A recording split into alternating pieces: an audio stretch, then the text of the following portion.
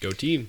Welcome to We Articulate Podcast, where if you know, you know. And if you don't, you need to ask somebody who does. I'm Miles. I'm Daniel. And we're your hosts for today's show. What's the date today? Today is the 14th. We're doing this. I had to look. So it's been a fun time in the news. It hasn't been as overwhelming as it has been, but there's a particularly large looming case right now going on, and Kyle Rittenhouse, and even that other The Ahmaud Arbery case. There you go. Both of those. But yeah, but the weird thing is the Arbery case has not gained as much traction or as much attention newsworthy wise, which is kind of mind-boggling to me, right? That especially in this day and age where everything is about race. Honestly, you would think that some white guy's killing a black guy would be your most newsworthy topic, it's not. That one is going to be, I think, much harder for the defense, for the three guys that killed Ahmaud. It's going to be a lot harder for them to try to defend their case. Personally, yeah, it's definitely going to be more difficult. Didn't look good for them. Shouldn't have done that. Well, I mean, I feel like the police and the detectives and the state really did a number on their case when they didn't charge or didn't do anything for these guys for a month and a half or so. Yeah, that was a pretty bad look. It doesn't help that they all knew the guy. No. Right, because he was also a detective, or an ex-detective. So there's a lot of shady dealings going on in that. Well, there's shady dealings going on in all of these cases, honestly. That is true. I mean, in the Rittenhouse case, who is it? One of the detectives is a family member of the mayor, and also somebody that is on the prosecution is also part of that family, right? So there's clearly something egregious in that circumstance there. But they did such a horrible job. The prosecution is doing a horrible job. Well, at framing. I mean, you'd think after all this time that has passed, you develop a case that had some backing to it, had a little bit of bite to it, and what we're seeing is just like they had like a week to prepare, and they just kind of threw it together and was like, "Here, let's try this," right? Well, I heard, I was listening to some other podcasters, right, and I think the biggest thing was they said, you obviously, as a prosecution, have to pull some sort of straw man defenses because the case didn't really have any grounds to stand on in the first place to even be brought, right? I mean, it was pretty much a clear-cut case of self-defense. I don't know how you get any clearer. So obviously they don't have much to work on in regards to that situation. So obviously they're going to be making these longer leaps and bounds to kind of pull a distraction or to kind of make it seem worse than what it looked like when clearly there is no case for it. No, and it's going to be really hard. What do you think I think he's going to be innocent. I think at the end of the day, I don't know what charges. He might be filed or charged with the illegal firearm possession. No. But he might be. Out of all of them, that would be the one I could see. The judge actually agreed with the defense in regards to the fact that in order for him to be convicted of the gun charge, he would have had to have been. So essentially, there's the law states that you have to be 18 or over in order to possess a firearm. But there's exemptions written underneath the law in subsections, and one of them says that if you're 16 or older, you are allowed to possess a rifle when you're hunting. And so the prosecution says, he wasn't hunting. That's but true. Underneath the exemption, it also says that you have to meet both criteria, which is 16 or older and hunting, and then it also states that you can't be under 15. So both criteria have to be met in order for you to be illegally carrying a rifle. And he doesn't meet both criteria because he's not under 15 or under 16. Weird. So there's like a loophole. So there is for a couple years. And the judge agreed with the defense that is how it is supposed to be read. Well, that's funny. And therefore, the gun charge is essentially, because that's what the judge is going to instruct the jury on. He's going to let them know that they have to read it as such, and he's essentially giving them no out to get him on a gun charge. So that's fascinating. What was the point of saying 18 or older, but then you're leaving that weird little exemption for 16 and 17. You would have to assume that as they wrote that law, they were like, well, my 16 and 17-year-old want to go hunting with me, or they want to go shooting with me. So obviously we've got to kind of give them some sort of a loophole so that we can take them with us, or they can go themselves, right? So obviously sense, they kind of underwrote a law in there so that they could make exemptions for kids to do these things, or young adults, if you want to call them that, or teenagers.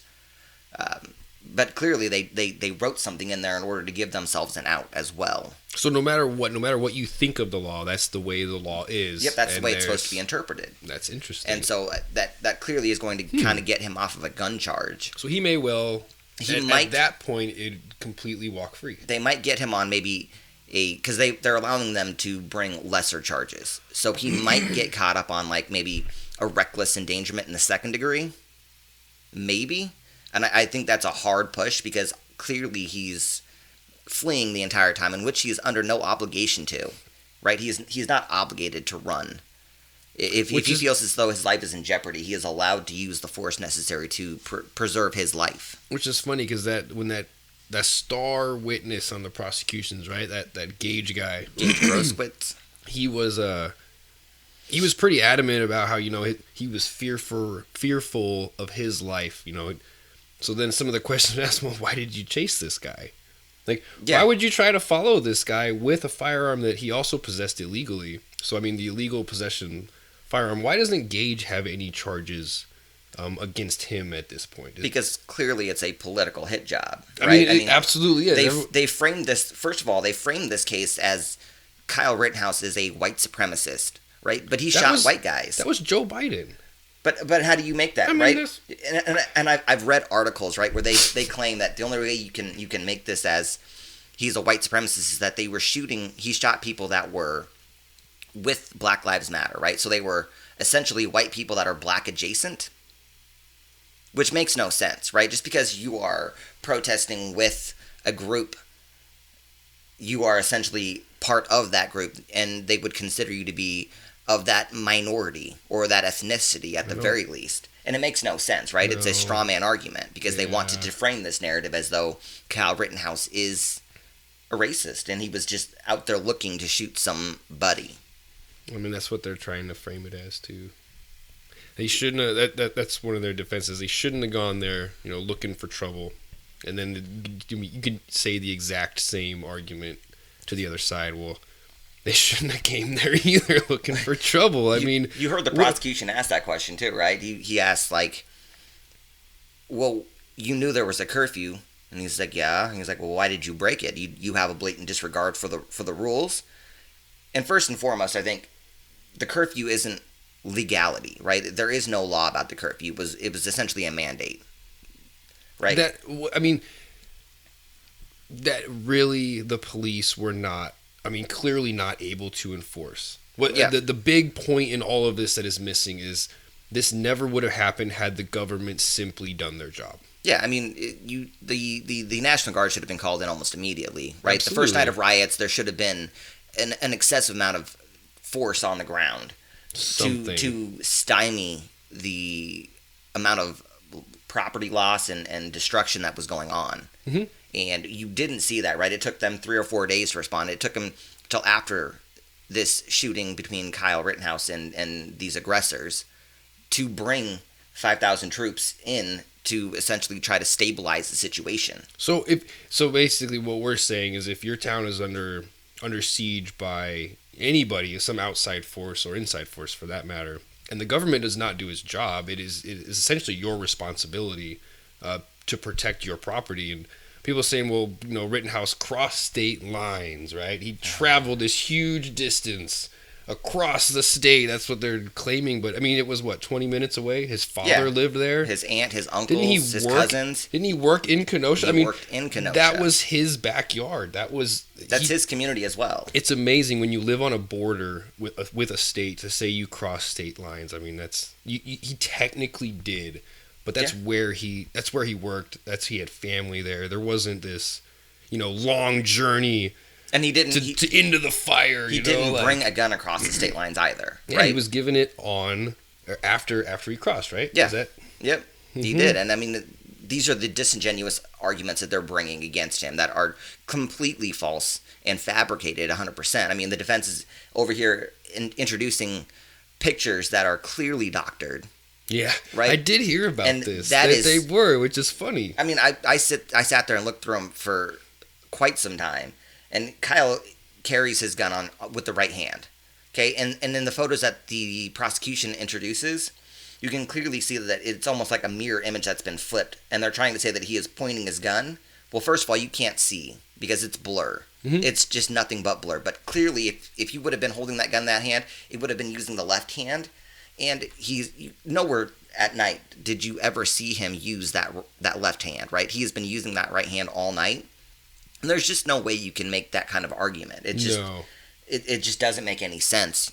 It's like a what if. I mean, I'm a right-handed shooter. I could not fathom trying to switch over to my left hand and pointing it at somebody because I wouldn't have enough confidence in my left to assume or to even hope that I would make that shot cleanly or anything of that nature. I mean, I can hardly throw something with my left hand. Exactly. Let alone try to hold a rifle. No way. I mean, I'm not gonna hold a hammer in my left hand, right? Because a hammer is a tool. I wouldn't try to use my left hand to hammer in a nail. I'm most likely going to break my thumb because I don't have that same kind of control. Mm-hmm. And when you're fearful for your life in a situation like that, you're definitely not going to, let's see if I can try this lefty this time, right? Throw the Hail Mary? Yeah, you're just... well, lefty never let me down this time. We're just going to throw this one to the wind and see what happens. No, I don't... Yeah, I mean, clearly the prosecution has done a hack job. I mean, all of their star witnesses have essentially built the defense's case for them. Mm-hmm. It's been a travesty and a sham for the most part. I just don't see how you can get a conviction in this situation. He shouldn't be. You've got some big names on the left, though, coming out in support of the prosecution. They're pushing this narrative pretty hard at this point. I know you probably heard LeBron James come out and try to make a big deal out of it. Despicable human being. He's a great basketball LeBron James is got to be one of the most ignorant people out here right now. I mean, he made a call against that police officer that made the shooting in the Jacob Blake case, right? And he essentially upped him for targeting by naming him and saying he showed a picture of him and then said something along the lines of prosecution or he has to meet justice, right? Retribution, essentially. Yep. So obviously he's making a call for targeting this police officer in a case where he was more or less justified in shooting, right? I mean, this guy's got a knife. He's not dropping it. He's not complying. He's done horrible things leading up to this position. And so to call for targeting on that police officer is terrible, first and foremost. And I'm not the biggest police defender, right? I agree that there are a lot of police officers that are terrible. They drop the ball a lot. They really do. I'm pretty skeptical of officers as well. I'm not a big fan of them. But to have LeBron James then turn around and talk about a case that he clearly knows nothing about, no, right, to his 35+ million followers, is just the most dishonest and egregious thing he could have done. They're trying to incite further violence. And that's what they're saying. Yes. That's what they're saying. I mean, there was a leader of Black Lives Matter in New York. He said that if Eric Adams brings these like undercover units back in, these anti-crime units back onto the streets, that there will be bloodshed, there will be riots, there will be protests, and there will be problems, right? And he's outwardly calling for violence. And where was the media's outrage on this? It was against Eric Adams, right? Because how dare you talk about bringing more police officers in when the crime rate is the crime rate. The crime rate is skyrocketing, right? I mean, it's out of control. There's more murders, more homicides, more shootings, more robberies, and there's no way to stop it besides bringing in more police, obviously, or maybe some drastic moves that I don't think anybody is willing to take. No, and I think Adams he campaigned on that. He is a pro police. Exactly, he won on that. So I'm curious to see what the backlash is going to be. If there's going to be any on these Black Lives Matters, these leaders that are obviously calling for violence. But there won't be. There won't be, though. Because you have to think, the Fed Okay, the Fed is more afraid of those that are violent, right? They have no problem kicking in the door of those people who say things that they disagree with, right? So you could have somebody like James O'Keefe, right? They were willing to kick his door in because they know he's not going to bring violence, right? He won't do anything against them, right? They're willing to kick his door in, take all of his stuff, and then leak his evidence and his not his evidence, but like leak his private dialogue with his attorney to the Washington Post. Okay, they have no problem kicking his door in and taking all of his stuff and then leaking it. But if you were to turn around and have somebody who was violent, right? You have some of these Black Lives Matter leaders who are directly calling for violence. They pop up, and you know what they do? They ignore it as though it didn't happen. Didn't happen, yep. Because you know what? They were willing to protect those that are violent because they know if they try to intervene in that situation, who's going to get hurt? The Fed will get hurt, right? Their officers will get hurt. Their officers will be in trouble. Okay, it wouldn't happen the same way with a conservative or an independent because they don't bring those violent tendencies to the forefront. And they would be, I mean, honestly, the media would try to portray it as, look, there's more racism going on. They're trying to hold down the Black Lives Matter movement, right? Yeah. I mean, that's what the media would absolutely portray it that way. You already see it happening. You saw it all last year. Mm-hmm. And you know what? Just honestly, I don't think anybody here has a problem with the phrase Black Lives Matter, no, right? No, we would all agree that, yes, indeed, Black lives do matter. Mm-hmm. Okay? But this is not about the slogan or the phrase or the ideology it's movement has been organization hijacked. Behind it. Yes. The organization behind it is clearly Marxist in its origins. It's clearly used as a strong arm. So I heard I was listening to Hope Tep Jesus, and again I'm going to throw another big I hear you talking about him a lot. He sounds like a good dude. Hope Tep Jesus. He says that the Black Lives Matter organization is the Bolshevik arm of the Communist Party, of the left party, right? They are the Bolshevik arm of the leftists. Which would make sense. I believe that. Because they are used to bring force and violence to intimidate.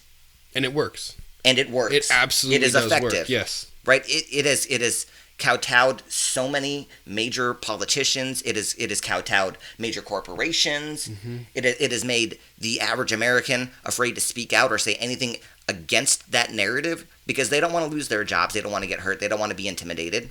Okay? They have effectively shut down communication between anybody in the United States, you know? It's very unfortunate, but it is absolutely true. That's pretty sad. And so now they're talking about, like, the media is already preparing the country for an acquittal, right? And they're saying, you know, if he's released, there's going to be riots, right? And we've got to be prepared for this. They're setting it up because they know that there's going to be an acquittal. They know that there's going to be something that they're not going to get charges on, of things that they want, and they're preparing the country for the riots that are going to ensue. Yeah, so Wisconsin already sent, 500 National Guard to Kenosha. And they're going to as need if more. They know, right? They're like, we've been watching this thing, and, well, the prosecution really sucks at their job. They did a horrible job trying to frame this. Even if they did have a better case, I mean, they did a horrible job no matter how you look at it. They're getting ready. They have a feeling they know what's going to happen. And this is going to be that organization of Black Lives Matter / Antifa that are going to be coming in here and causing havoc and chaos and destruction yet again. And, you know, we had a Trump presidency that did nothing to stop the chaos and the riots that ensued. Mm-hmm. And he should have. Oh yeah, he would have been. I mean, he was already massacred in the news. It would have been worse had he tried to step in. But you've got to at this point in time, right? I mean, you should have. Absolutely. When you're talking about $2 to $3 billion worth of damages so far, right? That's not even the final numbers, right? That was just the numbers we had heard a couple of months after these riots had kind of started to calm down a little bit. It was $2 to $3 billion worth of damages done across the nation. And this isn't just initial damage. So those are just what I imagine initial damages. Those are just insurance claim damages. So what happens to those businesses that don't come back? And that doesn't include the loss of life that happened in that point in time. I think there was about 30 to 33 people that had died in these riots, right? I mean, that doesn't even include that. So this impacts more than just that moment. This is like a, I don't know if it's generational necessarily. It can be. But it can be, absolutely. It destroyed so many black businesses. And if those businesses decide not to come back? A lot of them can't. Because when they go to make their insurance claim, the insurance doesn't even cover the rubble removal. Yeah, I mean, it doesn't even come close to covering the removal of rubble, let alone starting to rebuild that building or replace the products that they were selling. You've clearly destroyed all of these communities that'll never bounce back, right? Mm-hmm. Never bounce back. No, and that was all in the name of racial injustice, because that's equity. It was all in the name of equity, and that's the way. And that's the word we hear. It's ridiculous. AOC would call it. They just need bread. All those people the stealing famous all bread that lines. stuff. It's absolutely absurd. Well, didn't Bernie Sanders say, bread lines are good. Everybody, if you have bread lines, it means that people are getting fed. Yeah. I don't think he understands. Well, no. He does understand what bread lines are. I mean, he's just being disingenuous. Yes. Yep. All for the fame and fortune. On the one side is all. Well, skewed. he did stop saying millionaires when he became a millionaire. Oh, wait, Bernie Sanders is a millionaire? Yeah, he's worth like $3.5 million. He should pay his fair share. I just saw. Okay, so I was scrolling through Twitter. Is this as I was on my way up here. Yes. Yes, Elon. I like Musk. He doesn't care what you think about him. Elon Musk popped off, right? Bernie Sanders said something along the lines of the uber wealthy must pay their fair share. Period. And Elon Musk said something along the lines of, I forgot you were still alive, right? Essentially. And then he turned around and he commented again and he was like, do you want me to sell more of my stocks? He's like, because I will if that's what you want. Yeah. And it's like, first of all, Elon Musk, you screwed me. I had so much in Tesla stocks, and you sold all of those stocks, right? You sold 10%. That was like $2 billion. Yeah, he sold a lot. And to pay his taxes. Which is so funny. His unrecognized gain Yep. tax. This is outrageous. Thanks, How Joe. do you pay taxes on something that is not even recognized yet? Yep. Right? Because and it what could if, be, and right? What it could if, be. What happens? Okay, what happens if those gains are never actually fully recognized and they never come into fruition? Yeah, well. Do I get my money back? Nah, man. That's not Somebody how this please works. answer me this question. Do I get my money back? You definitely don't. I don't know how the law is written, but I don't think you do. And from what I understand, this new infrastructure deal that was passed, apparently there's more tax cuts for the rich. They changed the salt cap tax. Which is they upped it? So they can claim more. They can claim more things that they can write off and pay less in their tax, right? So I mean, when they talk about this as we're not going to tax those that are under $400,000, it is a blatant lie. Oh, absolutely. They have lied their entire way through this, right? They have done nothing for the average American. No, not at all. Well, they've done the opposite. They've done the opposite. They've done harm to the average. I mean, Joe Biden was laughing about gas prices being up $4.50, right? And what could he do? How did that happen? Everyone's like, oh, gee, I don't know. You're the president of the country, man. Talking about shutting down more pipelines. They're talking about shutting down more. So you're complaining about gas prices being $4.50, and then you're going to say, well, we should probably shut down another pipeline, you know? Because that'll make gas prices go even better. I mean, you're just cutting off more supply. It's supply and demand, bud. When there's not much supply and you have huge demand, that doesn't mean prices are going to increase. You're talking about economics, and those are not real. That's not even a real thing. Fake news? Would Joe call it fake news? Hashtag. No, and then it's funny you mentioned that. I actually just read the U.S. is on the verge of creating the largest gas and oil lease in its history on the 17th of November. But we're at the forefront of climate change. When we have cut our emissions drastically. Oh, yeah. What other nation makes more carbon emissions than we do? The ones that weren't at the climate pact. I'm pretty sure there is quite a few over the top of us that emit more carbon-based emissions. Yeah, we can go to zero. It wouldn't affect anything. It wouldn't affect a thing. Europe can go to zero, and if China, India, and then the developing countries in Africa, they don't have to care. Yeah. It's all going to be for naught. And of course, developing nations are going to have to use those fossil fuels way more, right? Absolutely. Because they're developing. They don't have the money, technology to do any kind of green kind of energy deals. They don't have the ability to do nuclear power, right? They don't have those capabilities yet. So they're going to be burning fossil fuels at a higher rate. But you have to think that those people are going to be needing that, right? They don't have electricity. They don't have energy like we do. They're living in huts. They're living in squalor.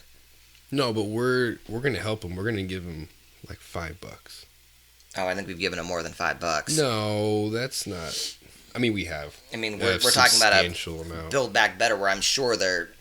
First of all, it's 4,000 pages of garbage that we have no idea what's in. But I guarantee you, out of that $1.8 trillion, we're talking about handouts to other nations. Oh, for sure. That we won't see until it's been signed into law. And so, God forbid it gets signed into law. So this is what's funny about the whole climate thing. So I think it was some part of the state media with China. Somebody somewhere, they were like, asking Joe Biden why, what do you think about China not being part of this climate pact thing? And he started rambling on about how we're, the leader of climate change and all this. So then China turns around and they're like, we don't talk, we just do. We don't overpromise. We just do better. We're not going to make a promise if we know we can't keep it. So we don't make promises, but we always do better than what the United States says, and they never do. The U.S. says all these things, and they just never go through with them. So that was their response to it, was just, we're not going to make these promises, but watch, we're going to outdo you guys in every sense of the word. And they have been. And they are going to continue. They have taken over manufacturing control. Everything. They're when we say the most dangerous threat to the United States, first of all, is from within. Yeah. Okay? It's from within. But as an outer nation, China is going to be the thing that takes America off the board. Okay? They are going to be the ones that will wipe us off the board from being the most dominant nation ever to exist. Wasn't it last on the previous podcast that I think it was you that brought up the fact that if we go to war with China, we're going to need stuff that we can only get from China? Yeah, I mean, in order to go to war with them? They manufacture like 95% of our medicine. And we have it made there, shipped back to us, okay? If we were to get involved in some sort of hot war with China, you think they're going to give us that medicine? We don't even know how to make that medicine anymore. We don't have factories to make those medicines. There's no way we would be able to survive that situation. So is that concept right there, is that part of this infrastructure plan? Is that something that was addressed in this? I don't believe, not that I've heard. Because if it's not, that's a little crazy. Which is the only thing that Trump was good at, right? Was trying to bring back manufacturing. He was. I wish he had done more with it. And we suck at with it. The Biden administration, we're simply competitors. We're not enemies. We're competitors with China. And China is kicking our butts. Yeah. Like, over the top. Although they're really going hardcore with COVID still. Like, they get one case, they shut down that port for, 2 weeks or something. You can. Crazy. It's an authoritarian regime. But, they're kind of screwing themselves by doing that. Like, you're not going to get rid of COVID, all right? This zero COVID policy, it's not going to work. It didn't work out for any other place in the world. China's still trying for some reason. It's not going to work for them, but it's slowing their economy because of it. Yeah, but they also manipulate their economy, right? They control the price of what their money is, right? So it doesn't really affect them. They can manipulate the money system, God, it'll never bother them. And we're so backed up. The U.S. is so backed up on the supply chain. It's not like it's going to really impact them right away. No, we might get through this sometime late next year. I don't think so. I don't think we bounce back for quite some time. I mean, clearly we're doing all of the wrong things. Okay, we're talking about a $1 trillion infrastructure bill that we just passed. If they manage to pass a $1.85 trillion Build Back Better program, okay, that doesn't include the yearly spending. Nope. Okay, so you're talking about somewhere over $3 to $4 trillion that we're going to be spending just this year alone. And then talk about how inflation is transitory. Oh yeah, it's not even a question of whether inflation or not is going to be around for 5 years, 6 years, if it goes away at all. I kind of wondered. I wonder if it even does go away. I wonder if we've started a new era Well, I think now you're just going to be upping wages in order to compete with inflation, and then upping the inflation at the same time, right? And it's a vicious cycle. And it'll all be through cost of living increases, right? So obviously, our employees can't pay for the cost of living that has happened. We're going to give them $1. Okay, you give them that $1, and what happens is that the prices of goods go up around everywhere because you have to, right? You have to increase the wages, and you have to increase the price that the goods are going to cost. So the Medicare, Medicare Plan B raised by the most, I think it ever has. So this, when they raised the Social Security, the monthly payments for Social Security recipients, essentially with this raise of the premiums on Medicare, it completely wiped out that raise that they just received. Yeah, and so it didn't. It has to. It's a wash. But you know why they do it, right? They do it because it makes them look good, right? It makes them look good. We gave you more money. Bam. But we're going to charge you. And that's because most people don't understand that they wiped out your gains. Yeah, completely. That's exactly what the article was, too. It was gains. With the biggest rise, the raise that they received was completely taken out by raising these premiums, and it was necessary. They didn't have a choice. Across the board, yeah.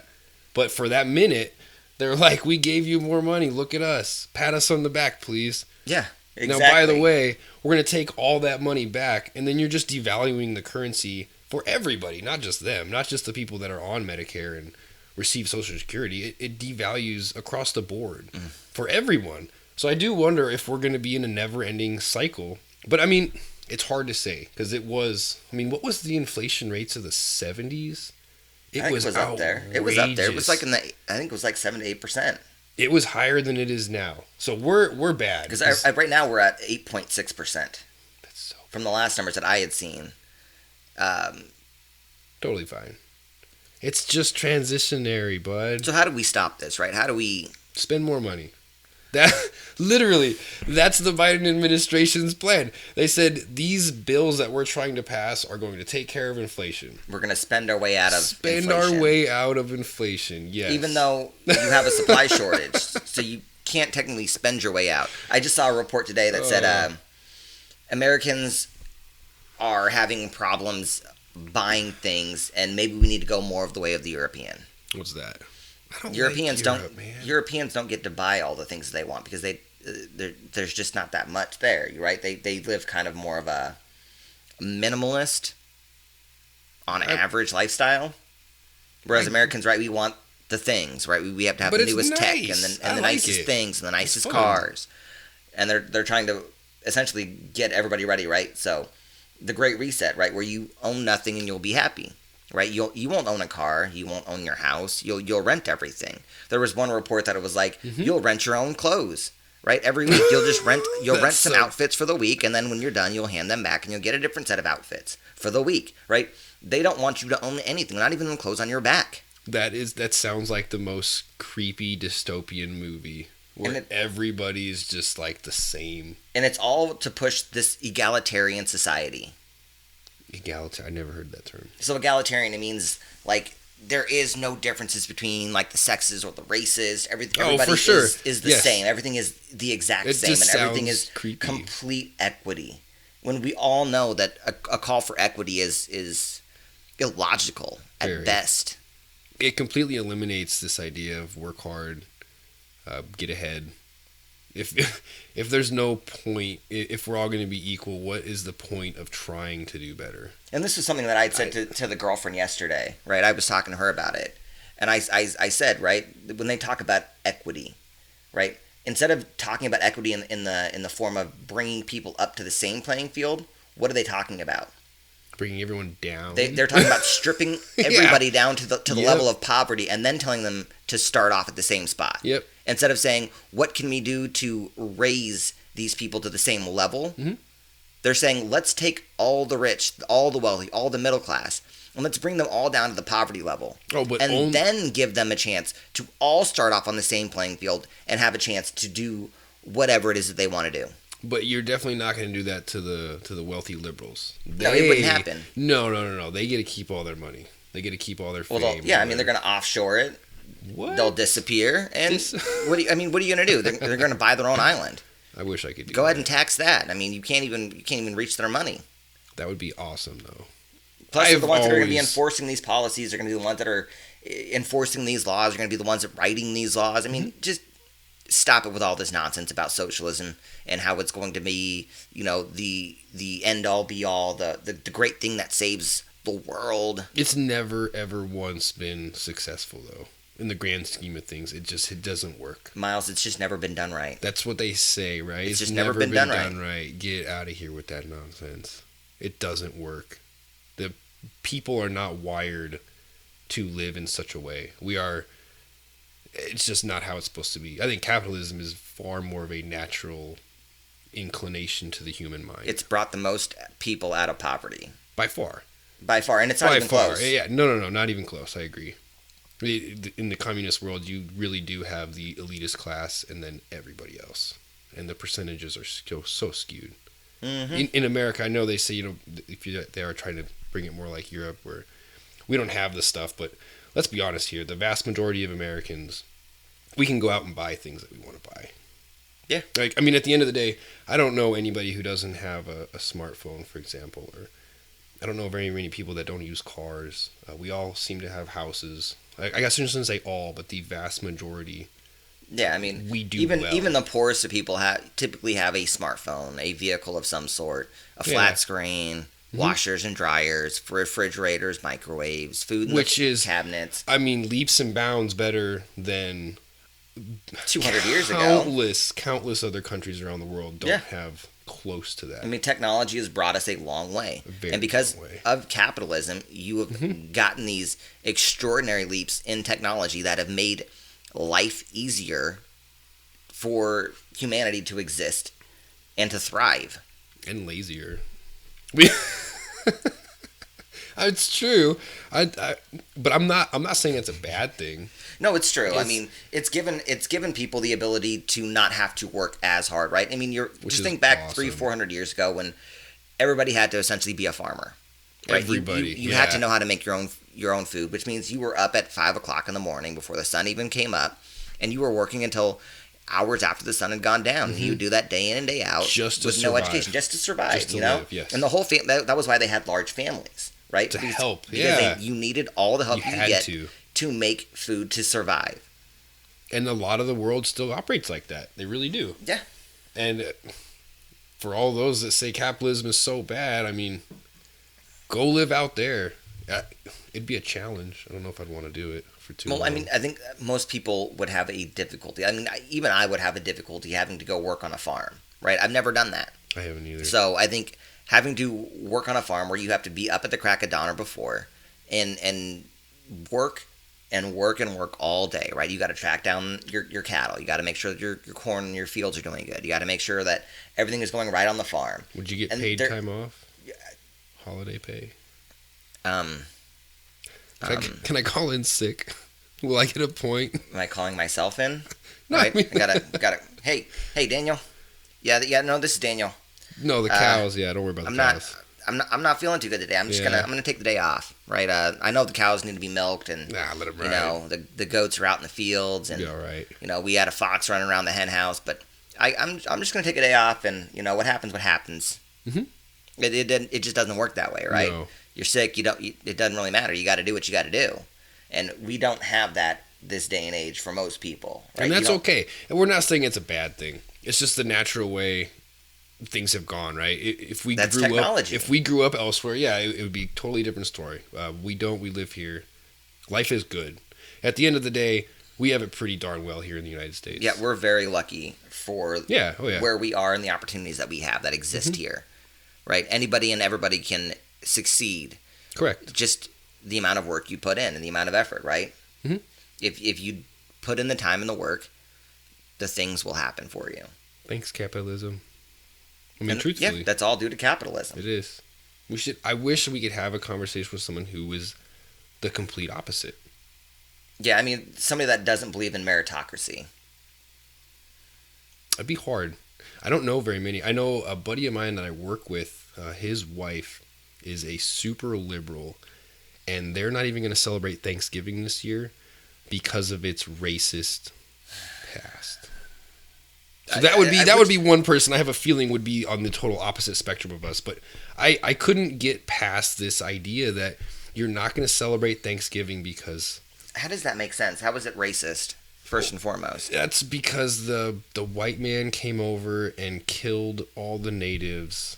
But there was... So Thanksgiving originated around the idea that... Not even the idea, the actuality that there was a cooperative movement between the Native Americans and the Pilgrims in order to survive, right? Yes. The Native Americans taught the Pilgrims how to survive. Correct. And they worked cooperatively and celebrated together on the success of what they had learned and taught and worked together for. But it's racist. So the woke left is absolutely getting rid of Thanksgiving. Happy Indigenous People Day. There is just... I mean, exactly. They're completely eliminating... You have to tear down Western value, Western civilizations. Yeah, what would you call that? There's a name for it. Oh, I don't remember what they call it. Whiteism. Don Lemon called the Kyle Rittenhouse trial a calling to the white vigilantisms. That's what he... Yeah, but Don Lemon is an idiot. He is so Don funny. Lemon is an idiot. He's not a reporter. He is a propagandist. Oh, 100%. Who works for the left. Everything in extremes. It's funny because everything now is it's white, and then whatever it is, right? White adjacent, right? Asian people they're not a minority. They're white adjacent. Because they obviously don't sit in the same category of poverty or financial distress as the average minority. So clearly they're white adjacent. The same with the Indian population, right? They're white adjacent because they make too much. Wait until these upcoming elections and they figure out the Hispanic is starting. Oh, they've already done that though. They're already saying that these Hispanics vote for the right or that are independent, that are voting for more conservative values. They're white adjacent and they're empowering these white people to tear down a nation and become more racial. So what's left? Not much. Not much. I mean, there isn't. I mean, eventually it's going to. I mean, they're already calling black people that go conservative. They're already calling them white adjacent. They're the black face. They're the black faces of white supremacy. I mean, and I don't know how you get that. So there's articles on CNN dedicated to the psyche of why white conservative people will vote for a black man or woman.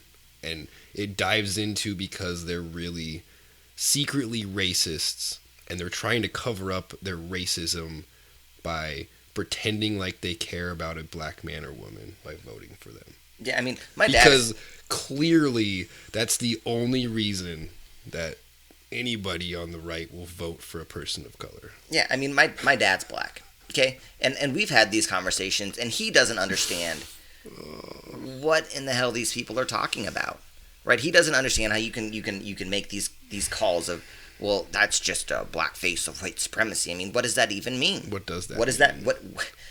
Somebody explain that to me because I'm clearly at a loss for what is going on. I feel like it's a made up...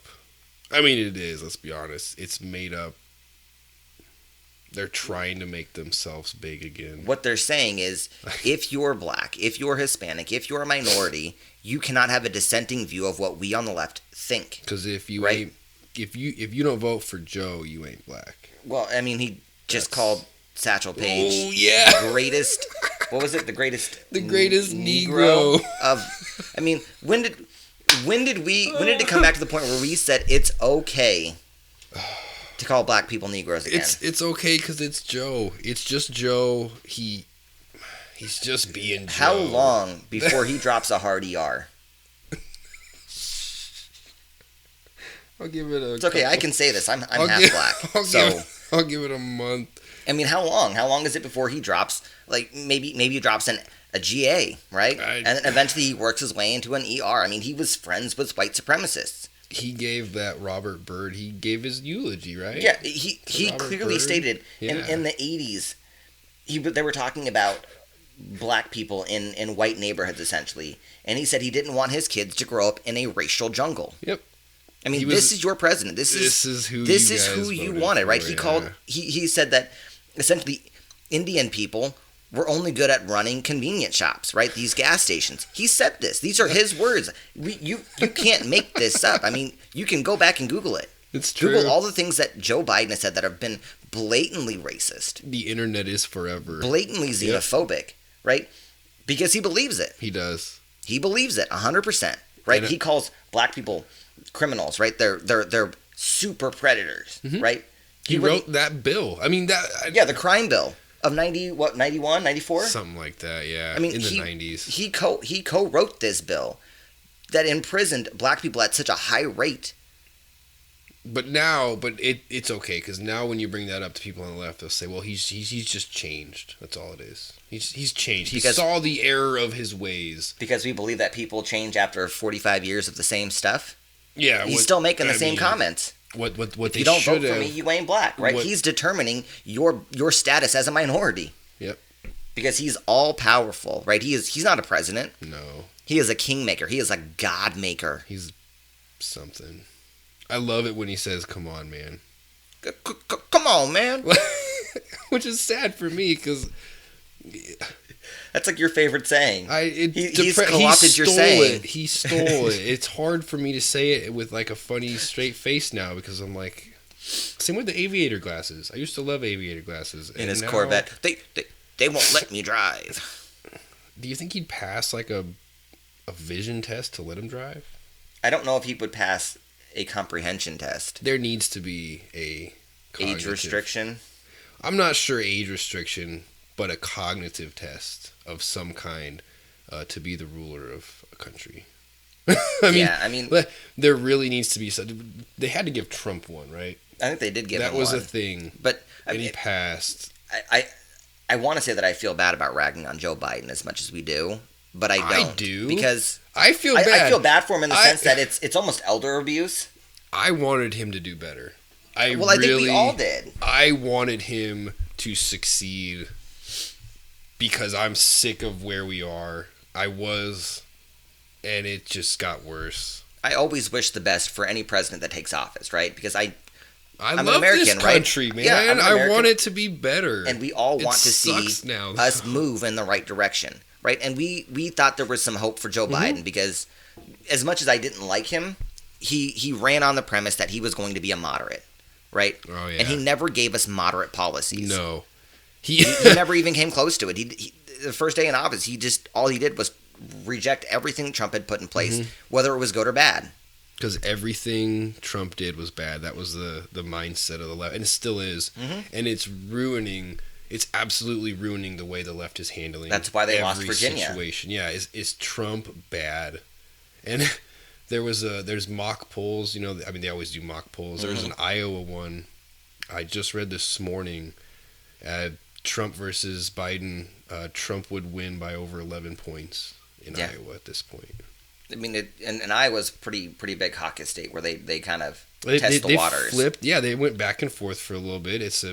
They're for a little bit they were voting Democrat. I guess the definition of a swing state. But man, an 11 point loss. That's huge. We're gonna see more of that in the midterms coming up. Most likely. I mean, and this is what I think. This is where it all comes down to. Primarying these fake politicians, these rhinos. These rhinos. There you go. Primarying these leftists. Name drop you need to bring guy. Don Bacon. Bacon. Bacon is a representative here in Nebraska who voted for this infrastructure bill. I wish I knew what was in more of this, because I get the need for infrastructure. I get it. But I don't know what's in this thing. They did such a horrible job of selling it. And I don't know if now's the right time to be dropping $1 trillion into something when there are so many more problems going on. I'm not sure this was the most pressing thing they needed. I think first and foremost, you have to start writing out all of these redundant groups, all of these redundant programs that we've got. And that's where you start saving some money. But we're not doing that, right? We continue to fund these redundant programs, and then we decide, hey, let's throw more money at this. Let's make more programs. Because that's going to make the problem go away. Right, and Don Bacon did that, right? I used to be okay with Don Bacon. I thought he did some pretty good things. There were things that I didn't agree with 100%. But to see him do something like this, he needs to be primaried. Yeah. Somebody that just wants to see America succeed, right? That doesn't care for the politics. They just want to do what's best. Needs to come up and primary him and get him out of office. Are there any real challengers? Or when will we know if there's any real challengers? He hasn't had a real challenger in years. I mean, there hasn't been really anybody that was been extremely competitive with him. So probably not. But I mean, you have people like Ed Durr in New Jersey. Who, he won. He won. He did. He came back. At this point in time, people are so mad. They're so upset. They're so angry with the way these politicians say what they're going to do and then flip on them. And then flip. Kind of like what China was saying. China doesn't make promises, right? They're like, the U.S. is great at making promises and then failing. Yeah. And that's exactly what politicians here in the United States do. To hear us getting called out by China on these things sucks. It ain't pretty. No. It ain't pretty because sometimes they're right. And Right. right now they're right. They're very right. They are. But I mean, this right here is the time for us to make a difference, right? We as the people need to primary, right? We need to get people in there that are going to do what they say, that are honest, and that are going to push these policies, right? If we take back the House and the Senate, we can actually force and enact policies. We can override a veto. But we have to stick together. We have to make sure that we put in the people that are going to do what they say they're going to do. If we don't, that is on us, and we earned every bit of what we get. That's hard, though. I think once, and that's like the nature of a politician, is just to say all the right things when the election is near. As soon as the election's over, throw them all away, right? Well, I mean, that's kind of what Biden did. That's what they did. We're still, I hear it all the time, we're still waiting on you to cancel student debt. He still hasn't done it. He did that more specifically to the black vote, right? He did that to the black vote, right? He told them back of the bus. He said, you guys gave me the presidency. Now I'll see you in 4 years.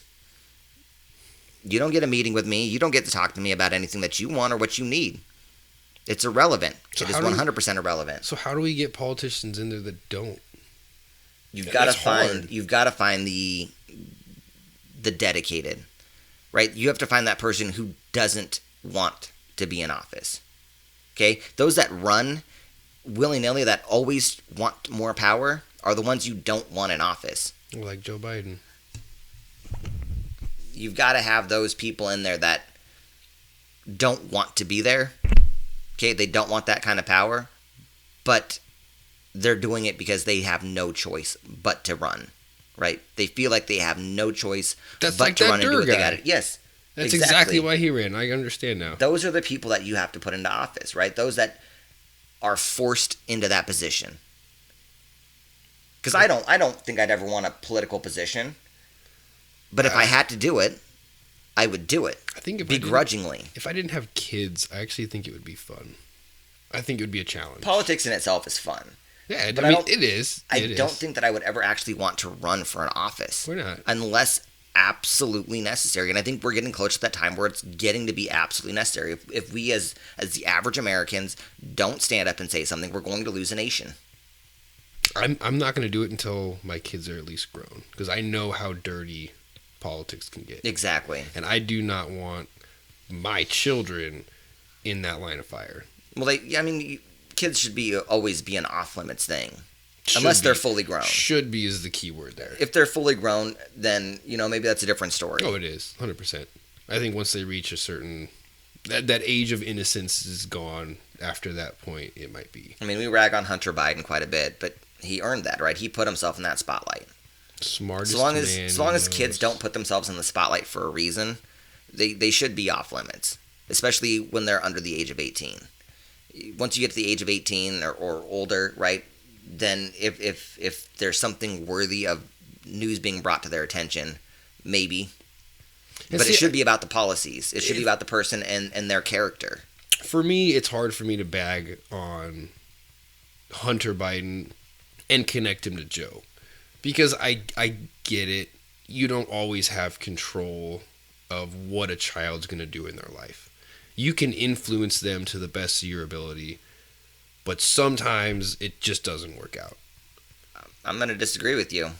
See, Joe Biden took his son he was on Air Force definitely- 2 to do Chinese deals. This is Okay? true. Joe guy. Biden just got the prosecution eliminated in Ukraine for his son because he didn't want his son to be investigated.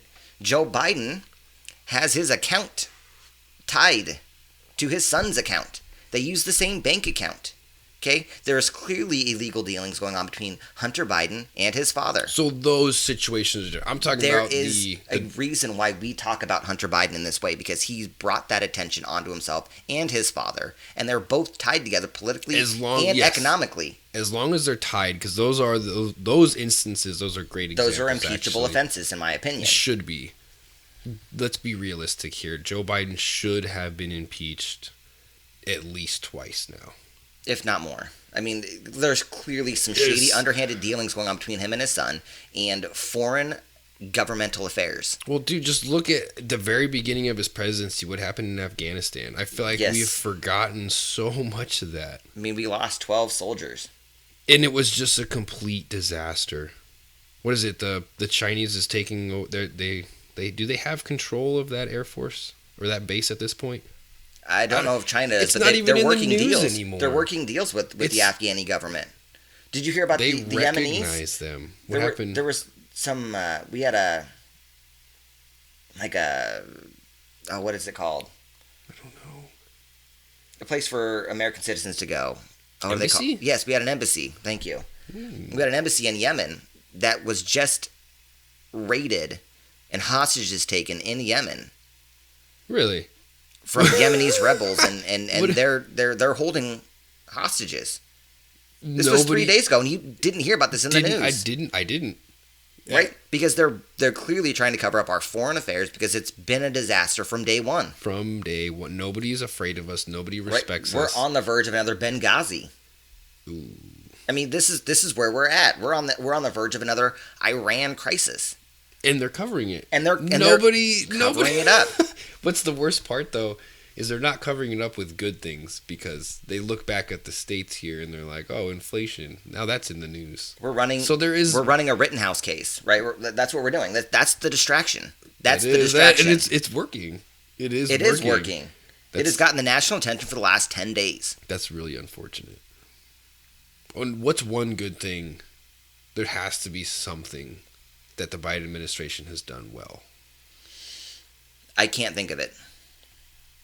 They've been terrible on border immigration policies. They've been terrible on foreign affairs. They've been terrible about economic policies. There's nothing domestic that they have done that has been good. They've used the federal government, the FBI, the CIA. They have used them to essentially run counterintelligence operations on American citizens, and they've continued that.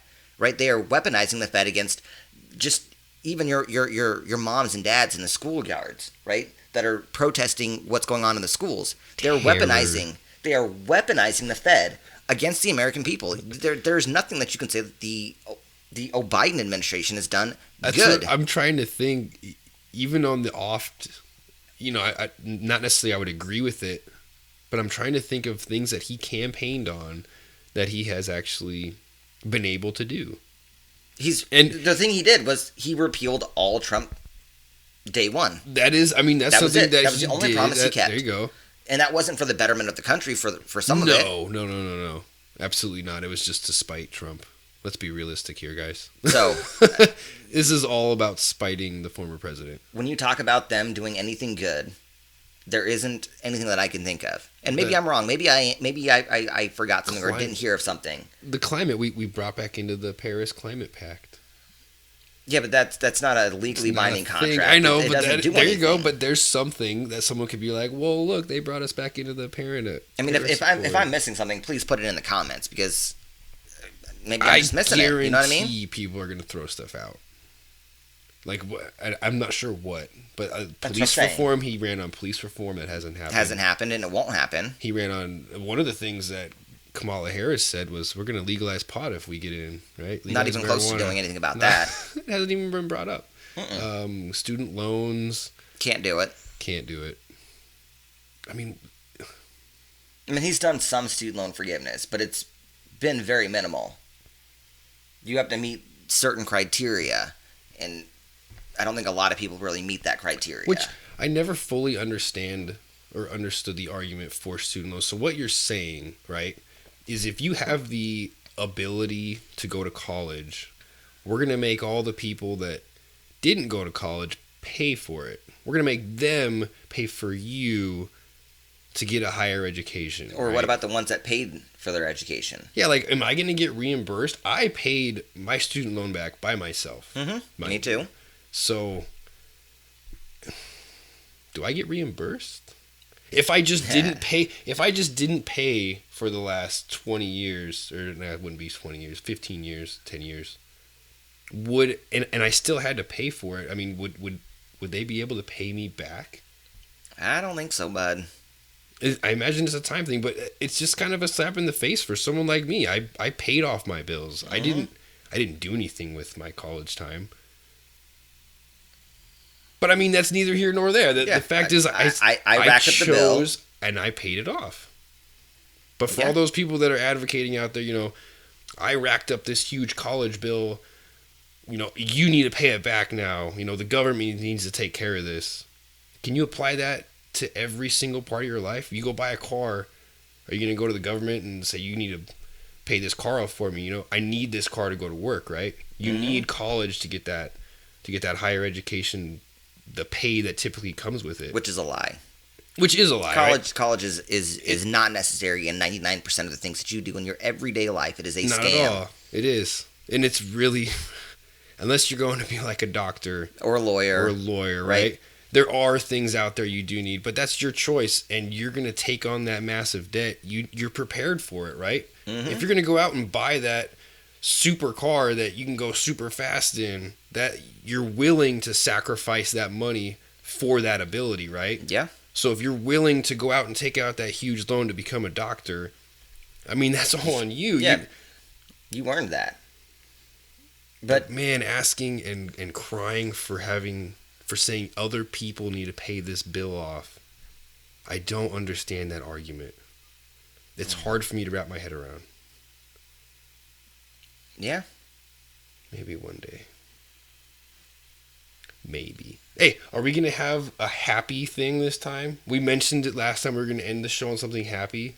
Yeah, so happy would be we are extremely close to a majority for the Convention of States. I think that would be a positive. That's I not think that's happy. a positive. I mean, it is. I'm talking like, well, I guess that is pretty happy. That's pretty happy. I mean, the quickest way we can overturn the federal powers and give them back to the people would be a Convention of States. We didn't even touch on the vaccine mandate that's going through. That would be, or not going through rather. It's being halted in the courts right now. That's a positive. It is a positive. It's being halted, and it's most likely going to not pass. Thank goodness. Right, the Supreme Court's going to have to deal with that, and I think they're going to rule that as unconstitutional and outside the bounds of what the federal government can and cannot mandate. So they've sided with, those universities that they were sued by students, and the court said, no, we're not going to hear these cases. So they let the mandate stay. Mm-hmm. But those were for individual companies or individual universities. It was not a constitutionality argument. It was simply, does this mandate need to take effect? The Supreme Court said, we're not going to have anything to do with that, based on the fact that, an individual company can choose what they can and cannot do, right? But if it's a constitutionality issue, if it's a federal issue, I do believe the court system will say you don't have the right. Yeah, you can't mandate these companies to do these things. I mean, it's just outside the bounds. Yes, you should not be able to.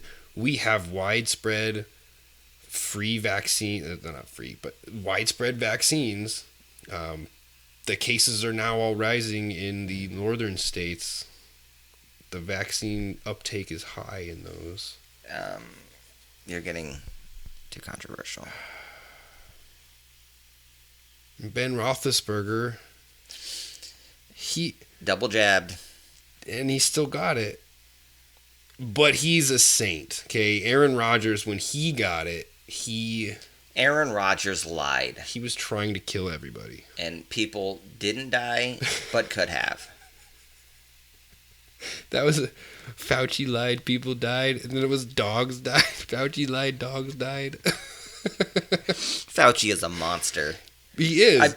He's a horrible individual. Have you ever seen him in his office at his home? No. He has like pillows with his face on it. He has No, picture he frames. doesn't. Yes, Does he he's really? got picture frames of himself on there. He's got like votive candles with his face on it, like the Mother Mary candles. Yeah, with his face on it. Oh my. Yeah, dude, he loves the attention. There is nobody who loves Fauci more than Fauci loves Fauci. That's really creepy. If what you said was true, that's awkward. This man is in love with himself. I guarantee you he has every Time magazine he's ever been on, every magazine cover, every book he's been in, he has been on them. And for the record, I think everybody needs to understand that YouTube is taking off the dislike button specifically because of Fauci and the Biden administration. No way. They are indeed. What? The dislike feature will no longer be shown because they are getting downvoted to oblivion. I have seen, okay. The Mayor Pete trailer for what he had for Amazon, right? It was like a documentary about Mayor Pete and his journey to the White House. Journey across the land. It had maybe 8,000 likes and over 100,000 dislikes. They are removing the feature for the Biden administration. Simply that. And they're trying to say that this is for the small content creators. No. It has nothing to do with you who are creating content. It has everything to do with the fact that the Biden administration is taking a beating on YouTube. Oh, not just YouTube, though. It's everywhere. Every platform. Everywhere. And it's worldwide. I mean, the fact that we have to shield the presidency this hard shows that there is definitely some deep-seated underlying problems going on right now. Yeah. I want to meet the people that still wholeheartedly defend this guy. Or wholeheartedly defend Fauci. Either one. And then Harris. I think you'd be hard to find someone who can really defend Harris. Yeah, but can you really say anything about Harris? We haven't seen her really for... She gave a fake French accent talking about the plan when she went to France recently. Did you see her little thing about the thing she did with Space and the Kids? Oh, the actors? That she had to hire actors to be surprised and feign amazing, right? They hired actors to meet with her to make sure that they would do a good job so that she could have them come into the show and feign that they were not actors acting a job. That's funny, right? I mean, this is how the administration is running, and it's got to show something. And this is on top of that fake set that they use for Biden now to do all of his... So is this a fake presidency? I mean, that's kind of what I'm getting at. Everything about it seems to be scripted. It's a Barbie and Playhouse. Ken. Yep, just kind of... Wait, who would be Barbie then? Would that be Harris? It would have to be Joe Biden. He's the main. Ken is just he plays in the background. You never really see Ken all that much. Ken only does what he's told to do by Barbie. There you go. Right, he has no masculinity. He's simply a tool to be used to kind of cudgel those that are underneath him. And he's kind of stupid, right? Is that... Yeah, he's very fashionista, kind of... Yes. Inarticulate and all about himself and very self-centric. Yeah. I don't know if Harris is that. Harris is definitely self-centric. No, I mean, is she like a fashionista person, though? She wore Uggs. Oh, for real? She was wearing Timberlakes, right? She's wearing I do remember that. Tims, yep. Right? She came off the plane and she was rocking them Tims. Trying to get them votes, right? man. Because she was shilling for the black vote. Yep, she was trying. That's the level she had to go to get the black vote. Yep. She had to shill every aspect. She was grifting as hard as she possibly could because she understands the game. And then as soon as the election's over, it's all... Let's just forget. Yep, walk around in the chucks, right? That's what she's got to do. She's got to show that she's still somehow black. So does she run in 2024? Is she the candidate? I don't think you can get there. I don't think you could get her there. Her her approval rating is 22% right now. It's really low. That's positive approval. That's 22% positive. It's bad. I don't foresee any way that they could build Kamala Harris up to even be competitive. I mean, no matter who she would run against. Do they even have a senator or anybody, a representative that is liked? The only person they could gain any kind of traction with would be like an AOC type of figure, right? AOC is extremely popular with the lefties. She's very energetic. Bernie wouldn't be able to run. Feel the burn. He's too old now. I'm going to say Bernie Sanders 24. I think AOC would be their best bet, but I think they would hold off AOC until 2028. Dude, she would alienate so many people. But she's extremely popular, energetic, and charismatic. So she'd get a lot of the young vote. She would grab the young vote easily. So I mean, maybe that's the way the left starts to go. I mean, it is that's going. The way they're going. So I wonder if it goes to the forefront in this coming election. I don't think they try it this year because they're going to be hard pressed. If Trump does run, they're going to be hard pressed to find somebody to go against him. Oh, that would be dude. That would be some really awesome. If they still choose to do debates, that'd be That would be so funny to watch. Trump's got a lot to say. Trump That's going to be a bad AOC, thing. That would be great. I would tune in. I mean, see, there's the positive. That's the positive to end it on. I like this. All right. I'll wrap it up. The Huskers need to get better. I don't foresee that happening. It's gonna happen. Yeah, maybe next year. I think Scott Frost might have a better year next year. He just needs to recruit some better players. Yeah, it's hard to recruit out here. It shouldn't be. We've had a big winning record, and Nebraska's had. Yeah, but they've had a lot of success. They're a largely known program, or they were. They were. Okay, you recruit better. Maybe offer these players something that some of the other schools can't do. You've got to figure out what you can do to get them. We don't coast. That's their phrase. Because we don't have a coast. Get it? Well, that's not going to win. Just saying. They need to start recruiting big boys out of Texas again. Yeah. Because they've stopped recruiting out of Texas. They need did. They need to go back to that. You are correct. They did used to do that. Texas is bad, though. Remember, everything out of Texas is horrible now. We can't do that. You probably not wrong about that. You know what I'm saying? Sorry. All right, guys. We'll see you again next week. I'm your host, Daniel. And I'm Miles. And if you know, you know. And if you don't, you'd ask somebody who does. All right, go ahead and hit the subscribe button. Give us a like. Go ahead and share some comments. Yeah, send us some comments. Let us know what you think. Until next time. Bye, guys. Later.